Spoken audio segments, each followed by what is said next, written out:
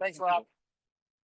Actually, a quick story about Rob and I is, I don't know if he remembers this, but I actually took a DFIR class with Rob like 14 years ago when you had hair, I think, or maybe not. You've never had hair. So anyway, but thank you for the warm introduction. Thank you. All right, so let's see. Okay, for those who are moms, you understand this picture. For you guys who don't understand it, go get married and you'll understand. All right.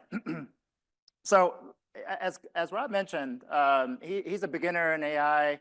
I would say I'm actually not an expert myself. There seems to be a lot of experts out there, and especially after ChatGPT came out, it seems like there's plenty of experts going around. I am not one of those, okay? I would put myself just past the peak of Mount Stupid on the Dunning-Kruger curve. And what I hope to share with you today is how I was able to get past that peak. Okay, and more so, how we can go up that steep slope of enlightenment. The Dunning-Kruger curve itself is a mental model that helps you understand how we look at competence and how we look at our own confidence of what we know about. And what I'm going to share with you are more mental models like this. In fact, I think mental models is really the key to understanding a lot of things about the world, and in particular about AI itself. And what I'm going to share is with you a couple specific mental models. I already showed you the Dunning-Kruger curve, but I'm going to talk about 4 other mental models that will help you understand the space of AI in a very systematic way. These are tools for thinking, okay? These are tools for thinking. And by the way, it's very visual. It's a mental model, so you kind of have to see the model. So if you're down looking at your phone, you'll probably miss kind of the point of the presentation itself, okay? All right, now, in terms of mental models, a lot of times people talk about, for example, well, just in general, there seems to be a counter movement against diversity, inclusion, and equity, and that kind of stuff. But let me give you a perspective of how I look at diversity. What we oftentimes look for is diversity of views, diversity of viewpoints. Well, the way I would look at that is we're looking for diversity of viewpoints from the mental models that we use to describe the world. Daniel Kahneman talks about this theory-induced blindness. Once you have an accepted theory, or once you have an accepted model for how you look at the world, you tend to kind of ignore all the rest of the flaws of that model. And to kind of couple that, there's another quote by George Box that says, all models are wrong, but some are useful. So what I'm going to share with you are mental models that are 1, wrong, 2, hopefully they're useful in understanding the world that we live in. So again, the idea behind a diverse way of thinking is to use multiple mental models to then triangulate how we see the world itself. Okay. And to give you a sense of how this works, I'll just give you a simple example that everyone can hopefully understand right away. We have different views of the world itself. If I pulled up Google Maps is really useful, but if I asked you how to get to the bathroom from here using Google Maps, you would say, I'm using the wrong mental model. So in the same way, we have different mental models of the world. We have different mental models of cybersecurity as well, okay? And so sometimes we talk past each other because we're using different mental models, but having these different points of view, again, help us see the world for what it is. So let's now jump into the first mental model, or at least I'm gonna give you a prelude to it. The prelude to it is this prayer for parents of these GenAI babies that we're gonna have. It says, God, grant me the serenity to accept the things that I cannot change, the courage to change the things that I can, and the wisdom to know the difference. And if you're a risk practitioner, you should have the same prayer. You should be asking yourself, you should be saying, hey, grant me the serenity to accept the risks that I cannot change, and the courage to risk mitigate those things that I can, and the wisdom to know the difference. But what's the model that we can use to understand the difference? And so let me offer the first model. It's called the Cynefin model. It's pronounced Cynefin, despite the way it's spelled, and has 4 different parts of the model. So the first one is chaotic. It moves to complex, then complicated to clear. And it goes in this clockwise fashion. And when it comes to AI, I would put ourselves, well, think about where you put yourself. Like in this spectrum, where would you put yourself in terms of where you are with AI in your organization? Well, if you're like most of us, you put yourself somewhere between probably chaotic and complex. And this kind of characterizes where most of us are today. Well, this also gives us some set of expectations as well. So I was talking to Rob Vanderveer, wherever he is. He was talking about standards. And I said, well, hold on, wait a second. Should we expect to have an understanding of standards at this stage? Do we even know what we're trying to standardize? And I would argue, no, not really, until we get to complicated and maybe clear. once we're at that stage, then it becomes more natural for us to then actually establish standards that we use. But until then, we're really just trying to figure out what's going on, okay? And we have emergent practices at this stage. If you're asking questions like, hey, what are the best practices in AI? I'm sorry, but for the vast majority of what we're dealing with, we don't have best practices, let alone, I mean, we basically have emergent practices, and asking for best practices or maybe even good practices may be a bit premature. Now, when it comes to this model, also, it's good to understand what are, again, what are the things you can change and what are the things you can't change. And so the way I describe this problem is to say, for example, when it comes to like AI, I don't think AI is a problem. I think it's a predicament. And a predicament is something that you cannot change. On the left side of this model, things that are chaotic and complex, you're in a predicament. The business is moving really fast to adopt these technologies that we see, and we're just trying to catch up. We're not necessarily going to stop the business saying, hey, stop, you can't use AI. We're in a predicament. And when you're in a predicament, the best you can do is to manage your risks. And what you typically buy are services. So you buy, you contract out with KPMG, who's here somewhere, EY, Deloitte, all those consultancies to help you navigate this challenge. On the right, you're dealing with problems. Problems can be fixed, problems can be solved. You usually can buy technology to take care of that. And again, if you find yourself on the left side of this matrix, of this 4x4, 2x2 grid, you're really dealing with things that you cannot change. And to understand the difference, this is one of the ways to do that. Also, when it comes to automation, so automation on the left side, don't even think about it. You don't even know what to automate. On the right side, automate as much as you can. But keep in mind, what causes us to go from clear to chaos is oftentimes too much automation. Agentic AI, anyone? Okay, we'll talk about that in a moment. So that's model number one. The next model I want to share with you is, well, so again, we're talking about wisdom. So how do you grow in wisdom? What are the different ways that we can think about wisdom? Well, I was looking at a different model, and this one's called the DIKW pyramid. And it stands for data, information, knowledge, and wisdom. Now, don't get too caught up in terms of the specific definitions of the word data, information, knowledge, wisdom. Just recognize that we've moved up this layer in terms of the technologies that we're starting to see. I would argue, based on the progression of these technologies, we are now at the knowledge level. These technologies like ChatGPT help us become knowledge-driven organizations. They empower knowledge workers, okay? But what's the problem space for AI itself? Well, how do you describe the problem space for AI? Well, if I can replace the word knowledge, if I can replace the word AI with the word knowledge, I now have a nice template because I know the problem space for data. Problems like data security, data engineering, data pipelines, data privacy, data quality. Well, those same words, when you apply it to information, they still tend to work. So naturally, if I apply it to knowledge, it gives me a shape of the future. It gives me an outline of what I should anticipate when it comes to some of the challenges that we're going to see with AI.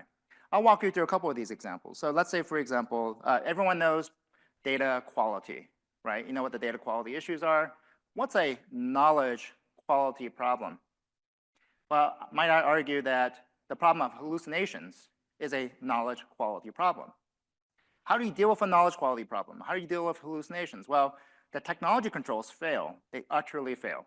However, might the people and process controls roll forward? Well, let's look at another problem. Let's look at knowledge privacy. Of course, everyone knows what data privacy is, but what exactly is knowledge privacy? Well, in the space of AI, and especially with LLMs, it's what's inferred, okay? So you look at problems like Cambridge Analytica. Cambridge Analytica was not a data privacy issue. It was a knowledge privacy issue. There's no field in your Facebook profile that says, I am a Republican or I'm a Democrat. Those are things that were inferred through the data that Cambridge Analytica was able to analyze. And now we have that power available to us, this inference ability. And so how do you control that? And moreover, what are the type of concerns that we should have? The whole idea behind this pyramid is it gives us this shape, right? I can't tell you the answer to how to solve all of these, but at least understanding the problem space is a first step towards being able to anticipate what's coming. And we're all security people. right? So I looked at this and said, gee, I wonder what a knowledge security problem is. And a knowledge security problem looks like this. We roll out tools like Copilot or Glean or Perplexity Enterprise or ChatGPT Enterprise, and we do it because we want people, our knowledge workers, to get access to information really fast, institutional knowledge really fast. But at the same time, you're also accelerating the speed at which you're discovering really sensitive information as well. Think of it like everyone's familiar with the challenges of a flat network. You roll out a network and it's flat. A lot of things are reachable, which is great, but it's also dangerous because now you have lateral movement. You roll out a large language model inside of your enterprise, and your knowledge space becomes flat. A lot of things are reachable, great, but a lot of things are also reachable that people don't necessarily have a need to know for. And so this is a knowledge security problem. But let's go back to this and say, okay, well, how do I deal with that? Well, here's what this model helps us understand. The typical way that we deal with this is by using controls at the wrong layer. We basically squeeze, we try to apply data security controls, or we try to classify information. Those are the traditional tools that we have at our disposal.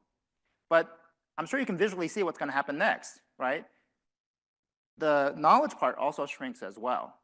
And when that happens, you end up with actually a less useful model. You're undermining the whole purpose of why the model was, why you're rolling out these different tools. And so the perspective here is, if I have a knowledge level problem, or rather knowledge level capability, I need a knowledge level solution.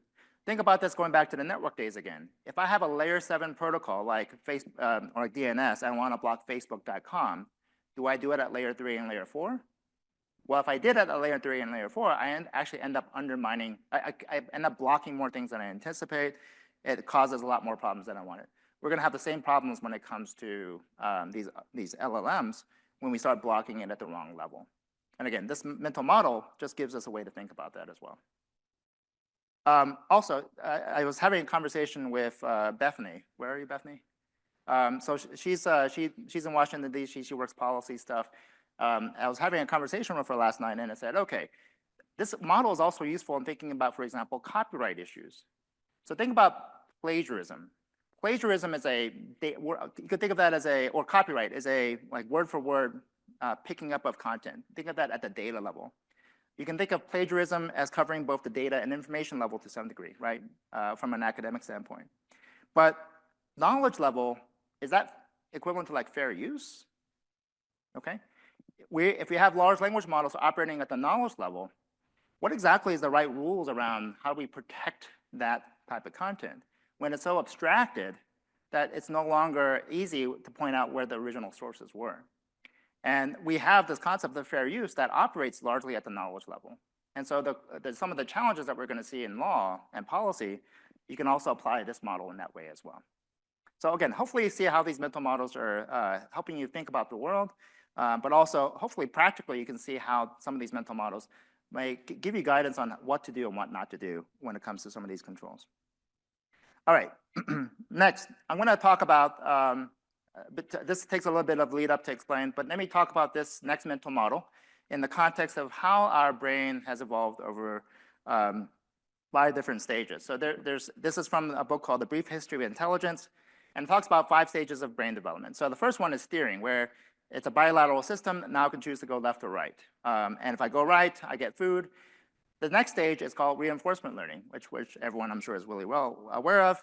I turn right and I get positive signal. I can keep going right because I get more positive signal. The next stage is called simulating. And this is where our most advanced AI systems are. But from the term reinforcement learning, I'm sure you can figure out that most of our AI systems are still actually at the second stage.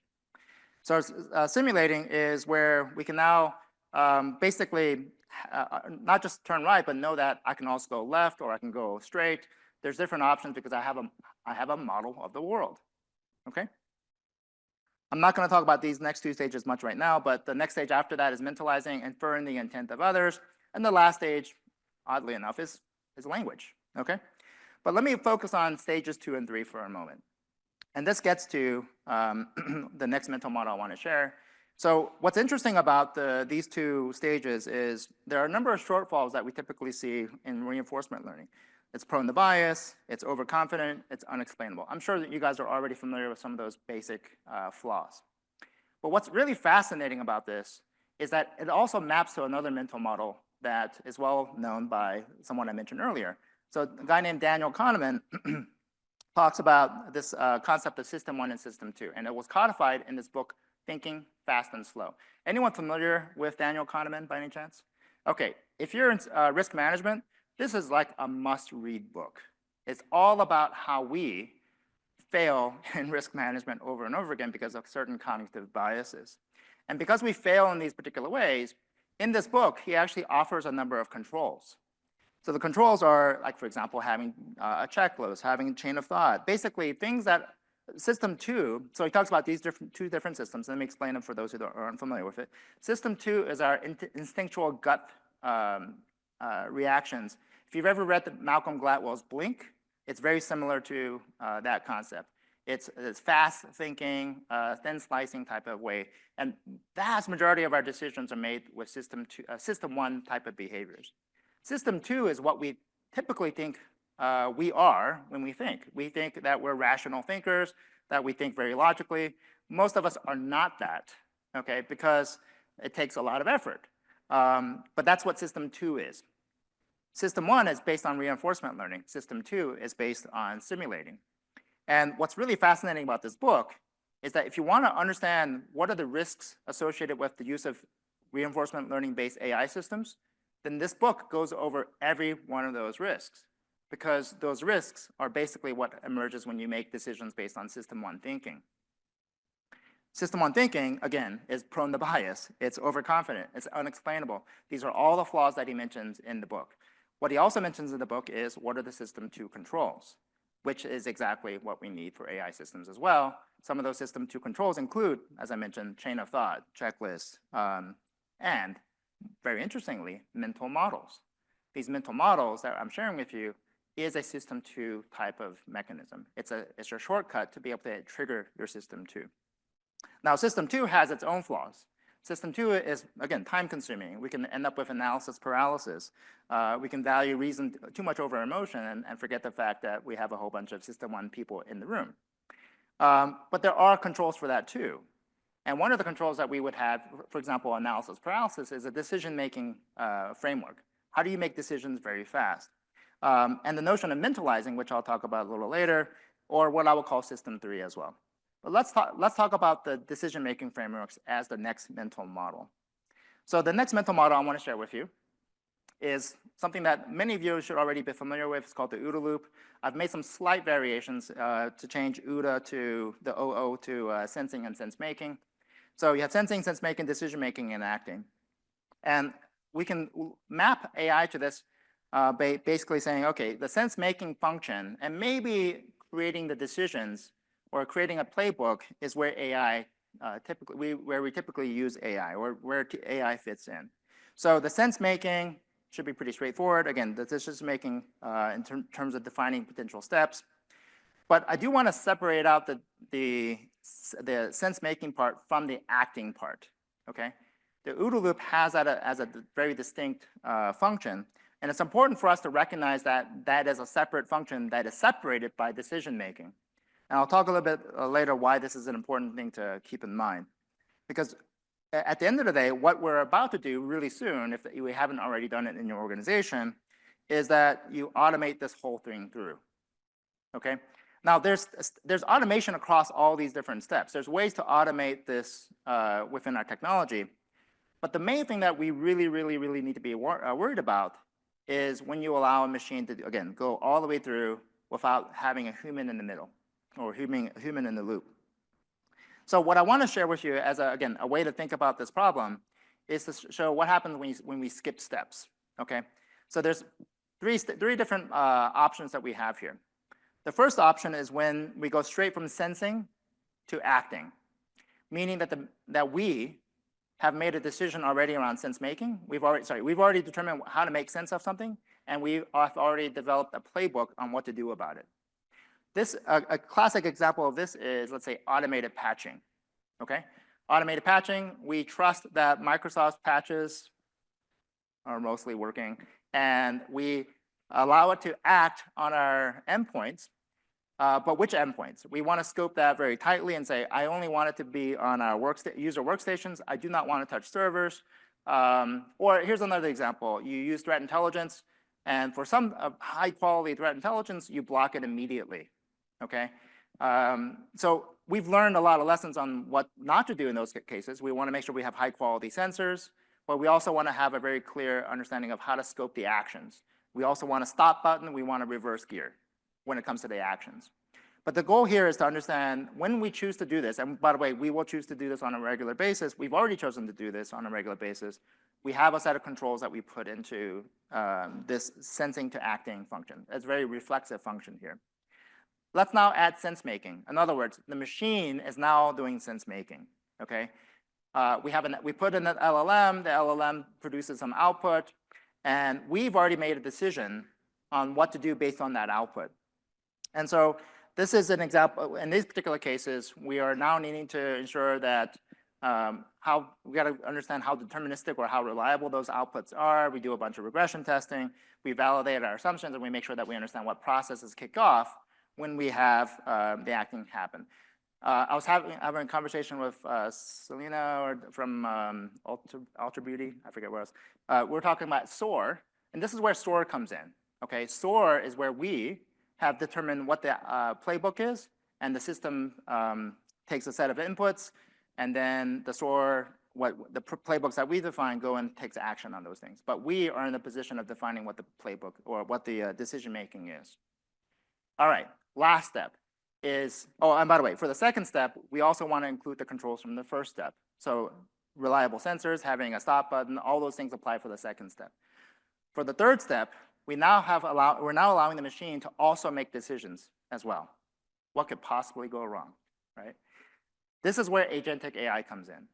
So if you want to understand where like the problem space for agentic AI, the OODA loop actually provides a great framework for that as well. It's a great mental model to say, what are the controls that we're putting in when it comes to allowing the system to go straight from sensing, sense-making, decision-making, right to acting?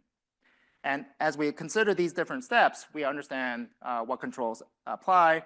And again, these are all additive, meaning the controls we put in the first step also apply to the second step, and the first two apply for the third as well. Okay, with me so far? All right. And by the way, it's really interesting, but in terms of the brain development, the first three stages that we talked about also map into what happens when you, to these three views as well. All right, so now let me go to the last mental model, and it's around mentalizing. And mentalizing is a really fascinating problem that we have in the AI safety space. But here's really part of the question. What do we mean by safe, okay? Whose definition of safe are we dealing with? And I was talking to Rob last night about this as well. But we have all these different defining what's safe is a very ambiguous thing. Or even like, for example, defining what's biased. What's the definition of bias or what's the definition of safety? It really depends on your use case, and it depends on your worldview. It depends on what country you're coming from. And it's particularly interesting because mentalizing, one of the factors that caused our brains to start considering this is actually politics itself, right? When we talk about what is meant by safe, we see this ourselves in this country where we have a lot of disagreement between two different political parties, right? And so I was trying to figure out, well, what's the controls that we have for this? What kind of controls do we have for this type of challenge where not everyone agrees on what safe is? Well, it turns out we do actually have a control, and it's called our Constitution. And if you look at Patrick Henry's quote about the Constitution, he says, the Constitution is not an instrument for the government to restrain the people, it's an instrument for the people to restrain the government. Let me change that slightly. It's not an instrument for the machine to restrain the people, it's an instrument for the people to restrain the machine. So if you're familiar with Anthropic, they created what's called constitutional AI, which is really kind of creating these sort of guardrails around how we govern these systems. But what's really fascinating about the Constitution that we have for the United States is that it establishes three branches of government, three equal but separate branches of government that's supposed to square off with one another. And what I was trying to think through with this one was to understand what's the right mental model. So that's a mental model. Again, there are 3 branches of government, but what's the right mental model for an organization? And I discovered the right one, which I'm going to share with you next. And it's based on what's called Westrom's topology of organizational culture.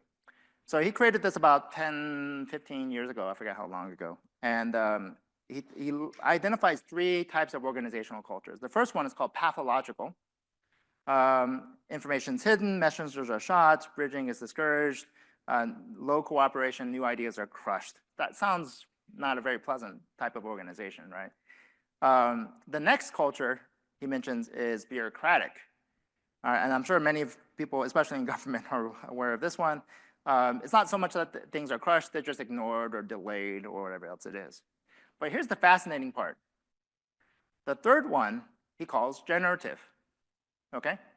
And this struck me. I was like, that's fascinating that, I mean, this is again well before generative AI became a thing, but the fact he called it generative made me think, maybe this is actually representative of what we need to think about AI systems as well. So first of all, he originally said every organization fits into one of these 3. Maybe that's actually not entirely correct. Maybe every organization has all 3 of these in the right balance, okay? And the right balance depends upon what kind of organization you are. If you're highly regulated, you may end up being more bureaucratic and pathological. If you're a startup, you're going to be more generative. But the goal is to have the right balance. And the question is, what's the right balance? And the perspective here is that right now, within most of our organizations, we only have generative. Generative is the only thing that seems to be winning the day. The question is, what exactly would be a pathological and bureaucratic AI system?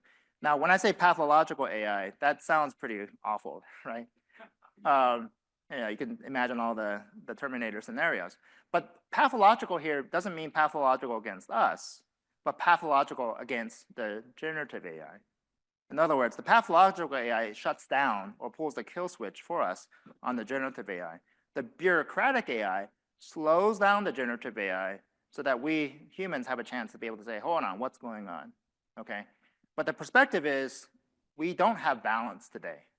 And this mental model of whether it's the Constitution and the 3 branches of government or the typology of organizational culture, what we need to do is to create the right balance for our organizations. Because if you only have generative, you're going to end up, we're going to be in a really, really bad place, potentially in a really bad place. We need to have the right balance across all the across our organization as well. So just to summarize, I shared with you multiple mental models. Again, none of these are right, but hopefully they're useful in helping you think through the problem space. These are tools for thinking, and there are many more mental models that I could share. I just don't have the time, but let me just recap them real quickly. We have the Cynefin model that helps you understand those things that you can change, those things you can't, understand where you are, have the wisdom to know the difference. On the topic of wisdom, you have the DIKW pyramid. At the top is wisdom. What gives us wisdom to discern? Mental models, okay? We have a whole bunch of knowledge being thrown at us today. There's no shortage of knowledge available to us. What helps us discern what is the right knowledge and what's the wrong knowledge? I would offer mental models gives us that framework to understand what's right, what's wrong. System 1 and System 2, if you want to understand what controls to put in for AI systems today, go look at that book. It's essentially a textbook of what AI controls you need to consider. And it's a great book for security people too. Agentic AI is going to be a really massive issue. It's the hottest topic nowadays. If you want to understand how to think about those, what are the challenges that we're going to face, the OODA loop ends up being a really useful construct there. And then lastly, looking a little bit forward into the future, AI safety is going to be is a continuous conversation for which we don't really have any answers. And I'm not sure if we're going to have an answer. We're not going to have an answer for what's safe, but rather I think we're going to have machines also help us fight for us, essentially, act on our behalf to constrain the generative side of it, the side of the AI that will go and go and go without being slowed down or without being shut off. And so these sort of controls that we're going to have for AI systems will also need to be considered as well. So I hope that was helpful. These are mental models will help you think. It is the way to be able to control AI in the future as well. So Thank you very much.